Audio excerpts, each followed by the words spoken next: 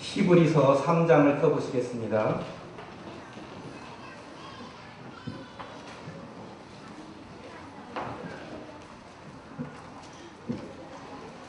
히브리서 3장 13절, 14절을 보시겠습니다.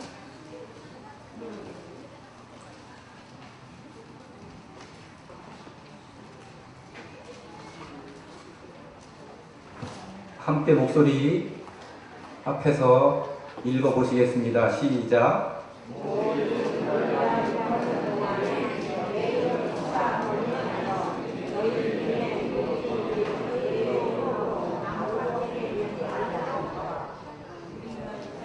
13절, 14절 두 절입니다.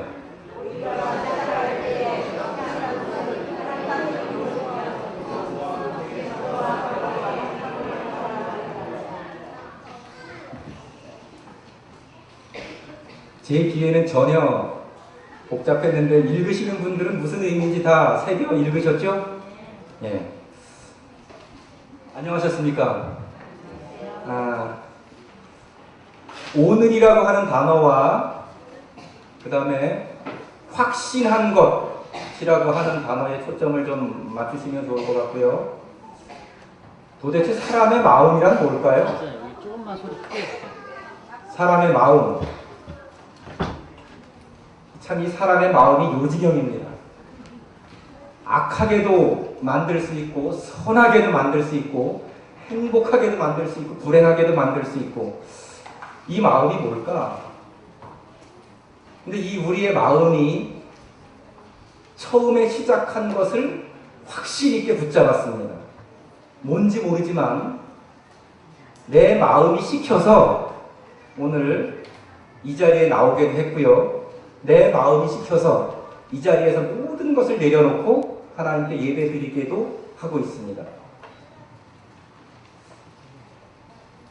오늘이라고 하는 낱말이 상당히 중요한 걸 알면서도 우리는 오늘을 알차게 살기보다는 계속해서 내일은 괜찮을 것이야 라고 하는 내일의 체면을 걸면서 살아가죠. 그렇지만 정말 중요한 것은 조금만 우리가 묵상해보면 오늘이라고 하는 것을 알 수가 있고요. 오늘이 없는 내일은 있을 수 없다라고 하는 것, 아주 상투적이지만 정말 소중한 진리임에는 틀림이 없습니다. 사마리아 여인이 있지 않습니까? 그는 우물가에서 누구를 만났어요?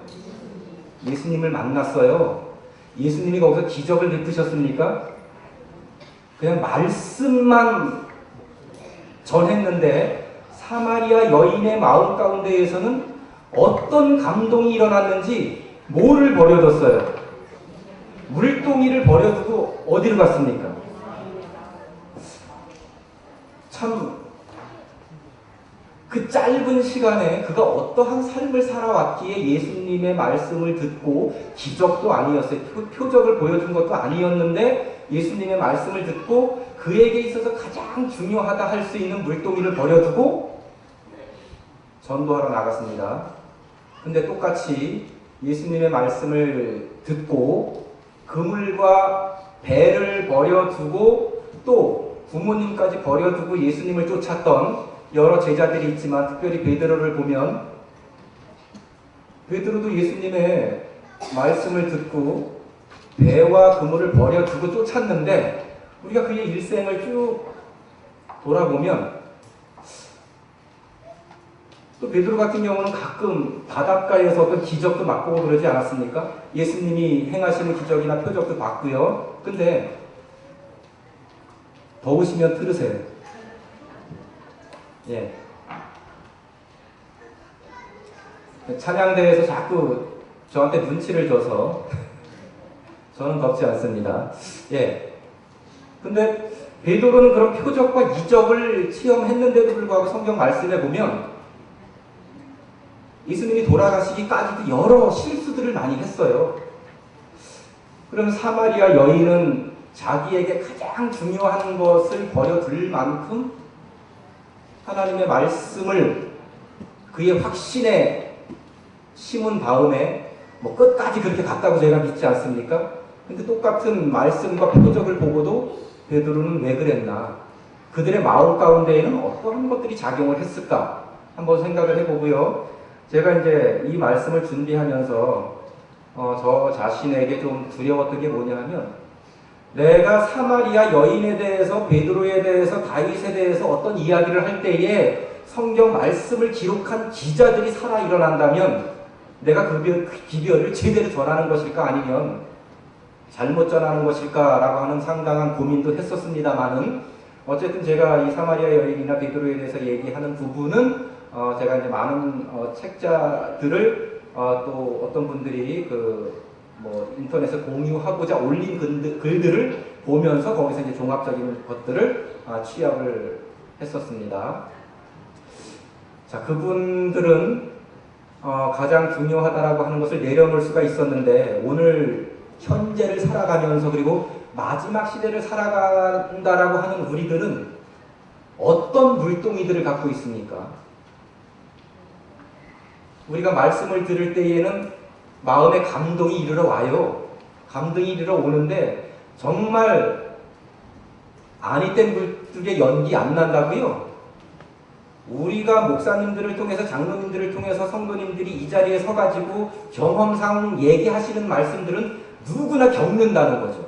누구나 겪는다는 건데 어떤 것이냐 하면, 저희가 이 자리에서는 우리의 마음을 온전히 조아려서 하나님께 드리는데 정말 신발 신고 밖에 나가서 어떤 세상적인 것들이 눈에 들어오고 세상적인 것들을 경험하게 되면 우리의 감동이나 감화나 결심들은 봄바람에 눈 녹듯이 사라진다는 거죠. 그렇지만 그렇게 사라지는 사람도 있고요. 그것을 끝까지 붙잡아서 그것을 나의 생명의 양식으로 살아가는 사람들이 더 많기 때문에 우리의 믿음은 유지가 되고 우리의 교회는 이렇게 유지가 되는 것이라고 믿어 의심치를 않습니다. 자, 우리가 지금 여기 김성진 집사님이 빨간 티셔츠를 입었고요. 그 다음에 성진 씨 앞에는 우리 상빈이가 파란 셔츠를 입었고 또 하얀 가운을 입었는데, 이렇게 우리가 색을 구분하게 되는 것은 뭐 때문에 색을 구분할 수가 있어요? 뭐가 있어서? 빛이 있어서 우리가 색을 구분하게 되죠. 어두움에 묻혔던 물상들이 아침 햇살이 뜨면서 고유의 색깔이 드러나고, 그러면서 이 세상의 자연이 우리가 보기에도 좋고 또 느끼기에도 좋은 그런 자연으로 태어나는데, 어떻게 보면은요, 우리가 매일 겪는 일이기 때문에 자연의 이런 어떤 온갖 색상들이 우리 눈에 들어오는 것이 기적처럼 보이지는 않지만 그것은 기적이에요. 빛이 없으면 아무리 우리가 좋은 문명들을 일구어 놨다고 해도 그것은 아무 의미가 없습니다. 제가 왜 이런 말씀을 드리냐 하면, 예수님은 뭐라고 우리가 표현을 해요? 빛이시라고 하잖아요. 빛이신 예수님을 우리가 만나지 못하면, 진정으로 마음 가운데에서 빛이신 예수님을 만나지 못하면 우리는 색이 빛을 만남으로 자기 고유의 빨간색, 하얀색, 흰색을 나타내듯이 우리가 예수님을 만나지 못하면 우리는 개성적인 우리로서 예수님을 만나지 못합니다. 그래서 오늘 이 시간 모든 물상들이 거부하지 않고, 빛을 거부하지 않고 그 빛을 받아서 자기 자리를 찾으며 자기의 색상을 나타내듯이, 오늘 이 시간 하나님께서 우리의 마음속에 비춰주시는 그 빛을 거부하지 말므로 말미암아서 우리가 참말로 우리 고유의 그러한 모습으로 하나님을 만나고 하나님께 충성하는 여러분들이 다 되시기를 바라겠습니다. 어쨌든 빛을 만나지 못한 색상은 존재하지 않는 거나 마찬가지예요. 그것처럼 우리가 예수님을 만나지 못한다라고 하면 살아있으되 살아있지 않고 살아있으되 존재하지 않는 거나 마찬가지입니다. 그래서 오늘 우리는 오늘 하루를 살아갈 생명의 빛을 예수님으로부터 받아야 돼요. 그것은 영적으로 분별되는 것이기 때문에 겉으로는 분별될 수 없는 것입니다. 그것은 말씀으로, 기도로, 또 다른 사람을 위한 중보 기도로 그런 것인지는 모르겠습니다. 그렇지만 그것을 부인하지는 않겠습니다. 그렇지만 분명한 것은 각자 개인이 예수 그리스도께서 나에게 오늘 비춰주시는 빛은 무엇이고 이 빛을 날 보고 오늘은 어떻게 불태우면서 살라 하시는지를 분명 말씀을 하십니다. 우리가 예수님께서 나에게 비춰주시는 그 빛을 거부하지 않고 받을 때에만 그 빛 안에서 우리의 생활의 염려라든가 고민이라든가 또 이기심이라든가 또 우리 마음속에 은밀한 그런 우상들은 깨어지고 제가 전대미문의 오늘이라고 하는 표현을 썼는데 예수님을 만나야 우리는 여적지 경험해보지 못하고 여적지 느껴보지 못하고 여적지 해보지 못한 그러한 것들을 느끼며 살 수가 있는 것입니다. 그것이 오늘로서 끝나는 것이 아니라 매일의 오늘의 삶에서 예수님을 만나는 가운데 여적지 느껴보지 못한 그런 하루하루의 오늘을 살아야 될 거라고 생각을 하고요. 이러한 삶을 살기 위해서는 우리의 마음이 가장 중요한데 여러분들도 알다시피 여러분들 마음을 여러분들 스스로 어떻게 제어가 돼요? 왜 안 되죠 이게? 내 마음인데. 예? 사람이기 때문에 참 큰일 났어요. 우리가 마음속에서 모든 결정들이 일어나는데 내 마음을 내 마음대로 못하는 것이 이게 아이러니예요. 거듭나야지만 우리가 정말 하나님의 자녀로서 살아갈 수 있는데 제가 보니까 거듭남이란 위에서부터 새로 나는 것, 성령으로 태어나는 것, 말씀으로 태어나는 것. 제 머리로는 그게 이해가 되는데 가슴에 와닿지 않아요. 성경 말씀을 읽어보기도 하고 기도도 많이 해보는데 하루를 살아보면 또 실수투성이에요. 이게 거듭난 사람이라고 하면 못마땅한 거예요 이게. 저는 지금도 거듭남이라고 하는 것을 여러분들에게 자신있게 말씀드릴 수는 없습니다. 그렇지만 거듭남은 설명되어지는 것이 아니라 거듭남은 경험되어지는 것이기 때문에 본인만이 느낄 수 있다라고 하는 것만큼은 제가 분명하게 말씀드릴 수 있고요. 거듭남에 대해서도 예수님께서 어떤 엄청난 것을 표현하지는 않으셨어요. 바람이 임의로 불되 그 바람을 우리가 느낀다라고 하는 것, 성령으로 난다라고 하는 것은 바람이 불어와서 내가 느끼는 것처럼 거듭남도 위로부터 나는 것이다, 성령으로 나는 것이다라가 그게 아니라 하나님하고의 관계에서 내가 경험하고 내가 체험하는 것으로 나는 거듭났다 아니다를 나 스스로가 느껴볼 수 있는 거지. 내가 겉으로 보여지는 어떤 장로님들 또 집사님들 저분은 거듭났어 거듭나지 않았어라고 말할 수 없는 거라고 하는 것입니다. 이것은 기도를 통해서든지 신앙생활을 통해서든지 아니면 묵상을 통해서든지 하나님하고 나하고의 관계 속에서 내가 경험으로만 알 수 있는 것이라고 하는 것입니다. 예. 제가 거듭난 사람은 이러한 사람이다라고 한 말씀을 좀 어떤 것을 좀 표현을 해야 되지 않을까 싶어서 제가 이렇게 많은 고민을 하고 생각도 해보고 그랬는데 다른 게 아니더라고요. 예수님께서 새 계명으로 주신 것은 옛날에 없었던 계명입니까? 옛날에도 있었던 계명입니까? 있었던 계명이죠. 근데 그것이 내 마음 가운데 어떻게 와 닿느냐에 따라서 그것이 옛날에는 지키지 못해서 옛 계명인데 지금 내가 지키면 그것이 옛날에 주어졌던 계명이지만 새 계명으로 다가오는데 거듭난 사람의 모습을 각자가 한번 이렇게 체크해 볼 수 있는 팁 하나를 드리겠습니다.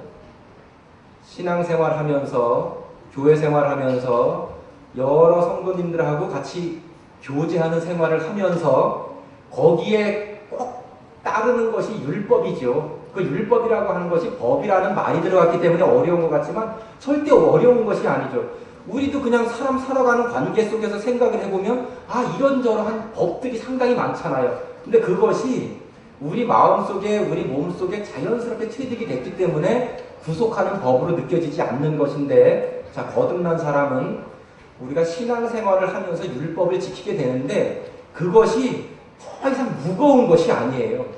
그냥 내 마음속에서 가볍게 느껴질 때 예, 오늘 내가 저녁 예배를 가야 되는데, 오늘 구역 예배를 가야 되는데, 아침에 일찍 9시 반까지 나와가지고 내가 기도하면서 안식일학교를 시작해야 되는데, 이러한 것들이 하기는 하는데, 억지로 너무 힘들어서 마지못해 한다라고 하면 아직은 내 마음이 거듭난 것은 아닌 것 같아요. 그런데 이러한 일들이 그냥 마음속에서 즐거운 거예요. 조금 내가 일찍 일어나서 준비하고 그 다음에 옷도 정갈하게 입고 교회 나가서 찬양도 크게 부르고 목사님 말씀하시는 거 딴 생각하지 않고 귀담아 듣고 이러한 것들이 즐거울 때 내 마음이 거듭났다라고 보면 틀림없는 것 같습니다. 왜냐하면 우리가 세상 생활을 하면서도 내 마음이 기쁠 적에는 전혀 어떤 어려움이나 무거움 없이 하잖아요.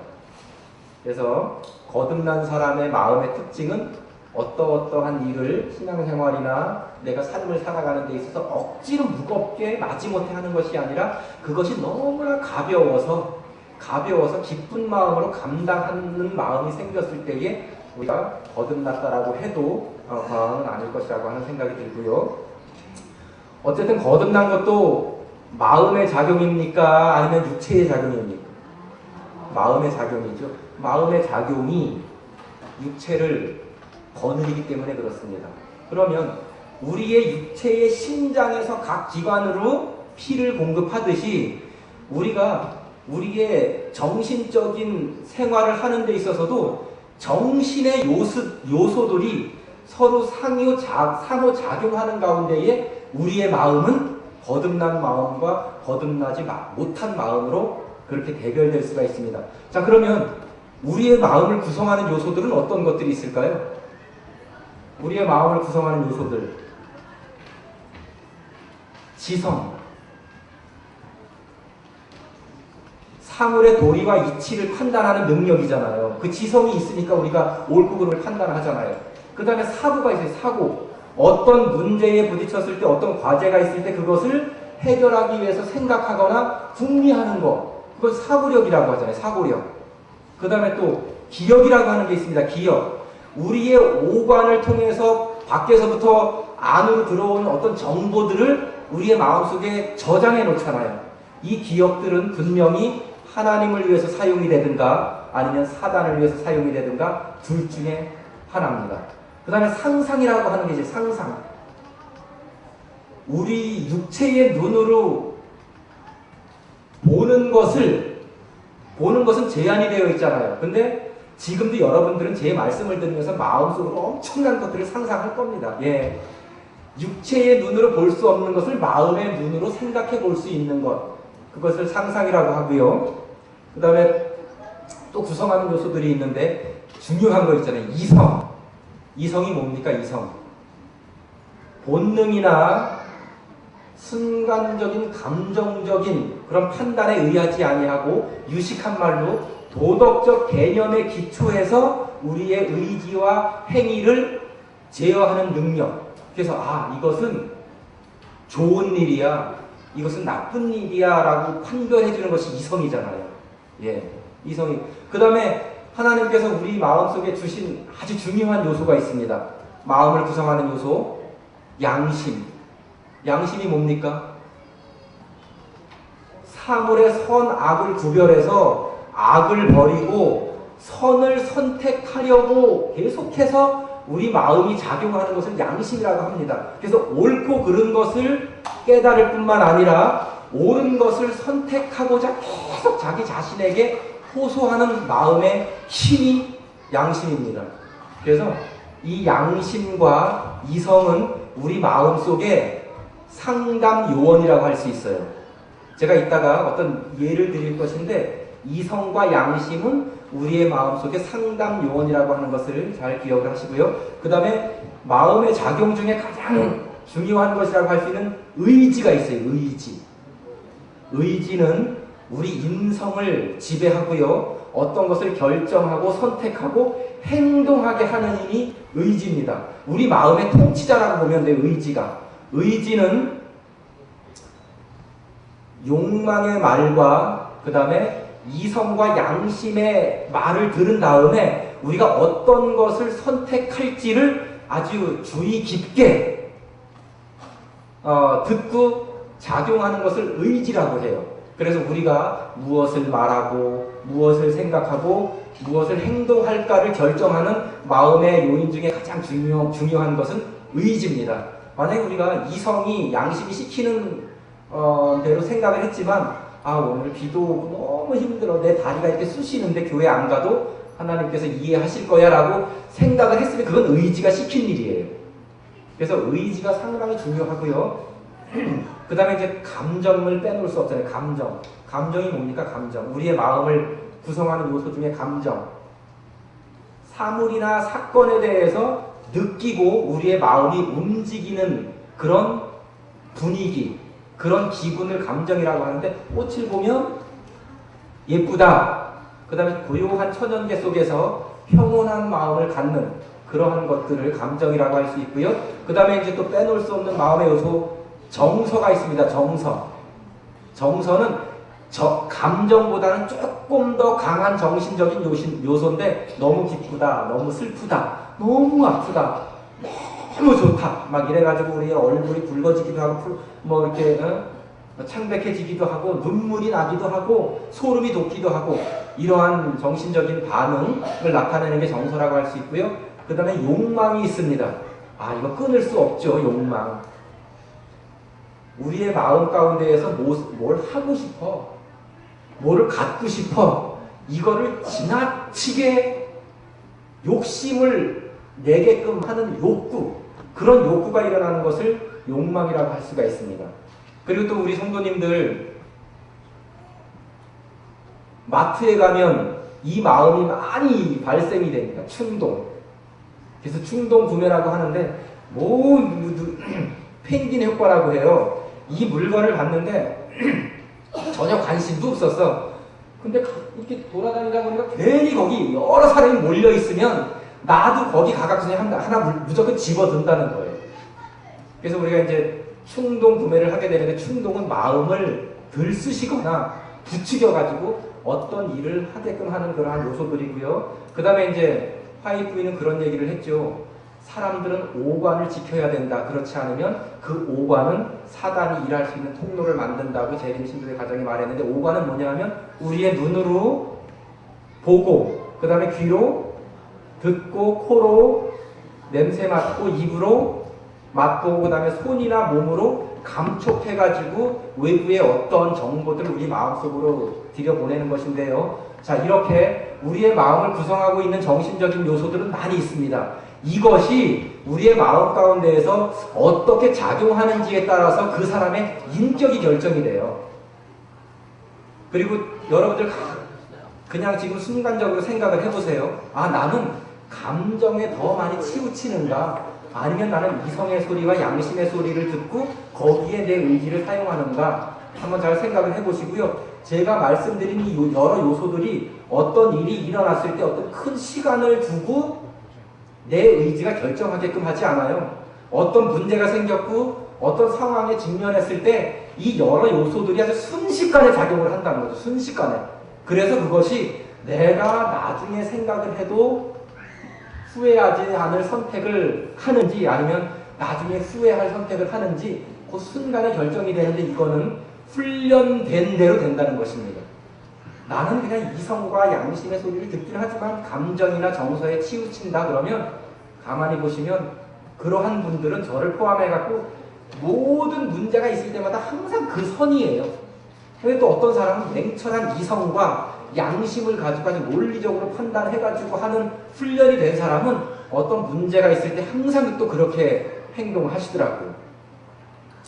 자, 제가 이런 마음의 작용들이 우리 마음 가운데에서 어떻게 일어나는지 한번 보겠습니다. 영희가 어느 날 그냥 편하게 들으시고 마음의 작용이 이렇게 일어나는구나 생각을 해보시면 돼요.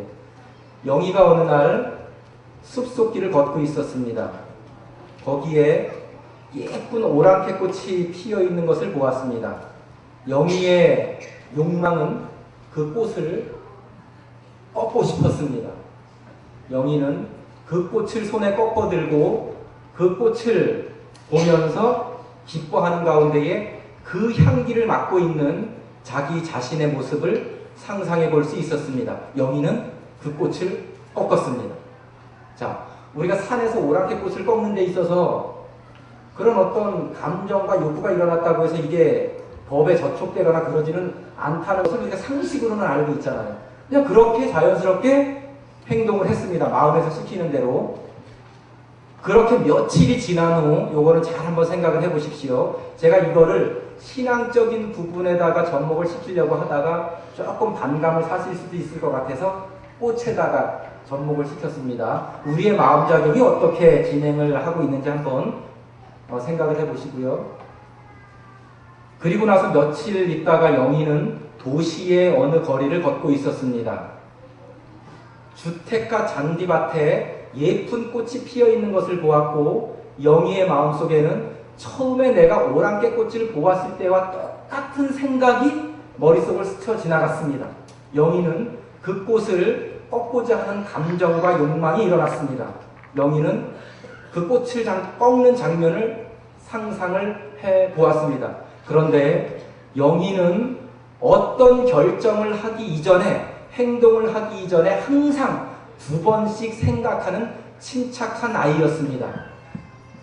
그때의 마음속에 있는 욕망과 감정은 그 꽃을 빨리 꺾어! 라고 소리를 쳤고, 영희의 마음은 재빠르게 이성과 양심에게 조언을 들으려고 달려갔습니다.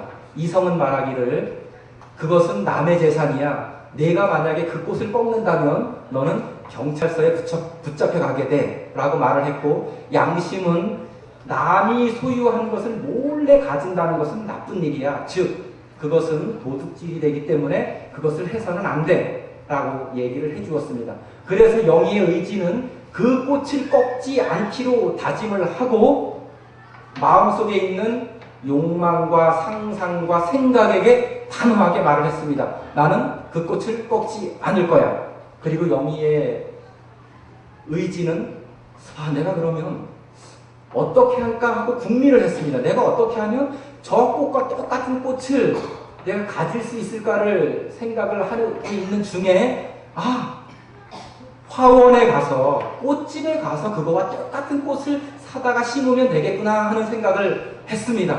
그때의 이성은 잘한 일이야 라고 얘기를 해주었고, 양심은 옳은 선택을 했구나, 너 참 잘했어 라고 옹호를 해주었습니다. 영희의 의지는 그렇게 하자 라고 단호하게 마음을 먹고 그 길로 달려가서 화원에 가서 그 꽃을 사다가 집 앞 뜰에 심었습니다. 그리고 영희는 뿌듯한 마음으로 그 꽃을 바라보면서 아주 흡족해 했고, 그 다음에 내가 선택한 선택에 자기 자신을 칭찬하고 있었습니다. 자, 이 일은요, 여러 시간을 걸쳐서 내가 결정한 것이 아니에요. 순식간에 여러 가지 생각들이 들어왔지만 하나를 선택을 한 거죠. 거기에서 내가 아무도 안 보니까 내가 꺾을 수도 있어요. 그렇지만 누가 보든 안 보든 어떻게 하는 것이 옳은지를 그는 알았기 때문에 그것을 꺾지 않고 내가 화원에 가서 사다 심는 방법을 선택을 했습니다. 자, 우리가 신앙생활을 하면서 여러 가지 경우의 수에 부딪혀요. 근데 우리의 마음이 어떤 상호작용을 하는 것에 내 마음이 훨씬 더 훈련이 되어 있느냐에 따라서 우리는 후회하지 않을 선택을 하면서 살아갈 수가 있습니다. 그런데 인간은요, 생각하는 거, 마음속으로 한참 궁리하는 것을 근본적으로 싫어한대요. 네. 그래서 그냥 눈에 보이는 대로 이렇게 취하는 경향들이 있는데, 그래서 이거는 습관이 중요한 거예요. 습관이. 요즘 대통령 선거를 앞두고 지지율 보면 참 우습지 않습니까? 뭐 하나 터지기만 하면 뭐 지지율이 올라갔다가 내려갔다. 도대체 저 사람들은 어떤 마음을 가지고 저렇게 생각이 이렇게 왔다 갔다 할까 하는 생각을 하는데, 우리도 똑같습니다. 이런 말씀 드려보셨나요? 감정 추단. 감정 추단이라고 하는 용어가 있는데요.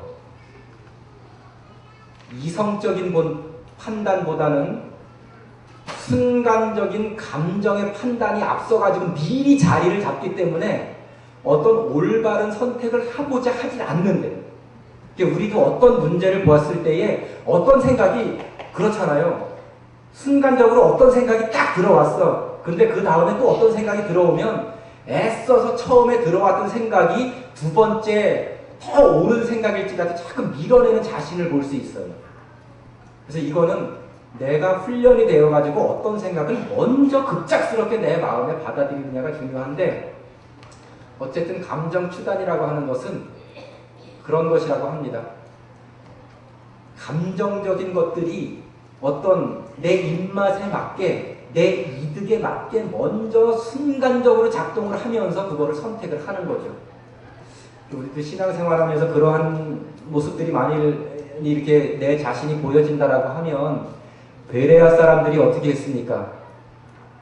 이 말씀이 그런가 그렇지 않은가 하여 항상 성경 말씀을 상고했다라고 하는데, 제가 단언하건대 우리가 기도 많이 한다고 해서 성경 말씀을 많이 읽는다고 해서 예배에 빠지지 않는다고 해서 거듭나는 것은 아니지만, 그렇다고 성경 말씀을 많이 읽고 기도 많이 하는 것이 우리의 신앙을 뒤떨어지게 하는 것은 절대 아니라고 하는 것입니다. 어쨌든 내가 성경 말씀을 더 많이 읽고 기도 더 많이 하고 교회를 더 많이 찾는다라고 하면 그건 그만큼 내가 거듭날 수 있는 확률이 더 높은 거라고 하는 것만큼은 분명한 사실이고요. 그 다음에 우리가 또 하나의 오리에 빠질 수 있는 것들이 있는데, 공감하실 겁니다. 우리가 목사님으로부터 어떤 설교 말씀을 들을 때, 또 어떤 장로님들로부터 어떤 말씀을 들을 때에 물론 나한테 하시는 말씀이야 라고 받아들이는 경우도 많이 있지만, 대부분 어떤 말씀을 할 때에 다른 누군가를 떠올리죠. 아, 이거는 박현숙 집사가 들어야 돼. 예를 들어서 이거는 그분 왜 안 왔어? 그분이 들어야 되는데, 자기 자신을 들여다보세요. 나 자신에 대해서도 깨닫기도 하지만 나는 아니고 다른 사람이야. 다른 사람들 정말 정신 차리고 그렇게 해야 돼 라고 하는 생각을 많이 하게 되는데, 이거 제3자 효과라고 합니다. 제3자 효과. 나는 아니고 제3자인 그 사람. 우리가 운전하면서 DMB 시청을 하라고 합니까? 전화하라고 해요? 공익 광고를 할 때의 80%의 사람들은 맞아, 우리가 운전하면서 DMB 시청을 하거나 전화를 걸면 안 돼, 맞는 말이야, 저건 하면 안 돼, 이렇게 공감을 하는데, 정작 자기 자신은 운전하면서 나는 괜찮을 거야, DMB 틀 수 있고 나는 운전 내가 정신 차려서 하면 되기 때문에 전화할 수도 있어 하고 전화기를 집어든대. 그게 대부분의 사람들이 그렇다라고 하는데 저도 사실은 그렇습니다. 그래서 이 말씀을 준비하면서 그렇구나, 그러지 말아야 되겠구나, 왜 그거를 나한테 적용하지 못하고 꼭 이해하면서도 나도 그 속에 속해 있으면서도 나는 아닌 것처럼 왜 나는 생각을 할까. 자, 오늘 제가 말씀의 결론을 내리자면요, 모든 것은 마음에서 작용을 합니다. 우리의 마음 속에 있는 여러 요소들을 우리가 어떻게 유효적절하게 잘 훈련해갖고 작용하느냐에 따라서 우리는 한 발 더 예수 그리스도께 나아갈 수 있고요. 알면서도 우리가 그렇게 행동하지 않을 때 우리가 모르는 것은 아니에요. 예수님께서 우리에게 알려주시지 않고 너희가 준비하라고 하는 것은 하나도 없습니다. 라오디게아 교회의 상태가 어떻다는 것을 알지만 우리는 거기서 나오질 않아요. 알고 몰라요? 라오디게아 교회 상태가 어떻다는 거 알잖아요. 알지만 우리가 못 나오고 있습니다. 이 마지막 때에 항상 미래에만 있을 거라고 생각하지 말고 저 미래에 있을 예수님의 재림을 끌어다가 오늘 이루어질 수 있는 일이라고 생각을 해보게 되면 우리의 삶을 조금은 더 우리가 감정이나 충동보다는 하나님께서 원하시는 옳고 그름을 판별해서 너희가 신앙생활을 하라 하는 쪽으로 우리가 더 가깝게 나아갈 수 있을 것입니다. 자, 마음속에 우리의 여러 작용들을 내가 어떻게 앞으로 더 훈련을 시켜서 하나님께서 기뻐하시는 신앙생활을 할 수 있을까에 초점을 맞추시는 우리 여러분들이 되시기를 바라면서 거듭나시기 바라겠습니다.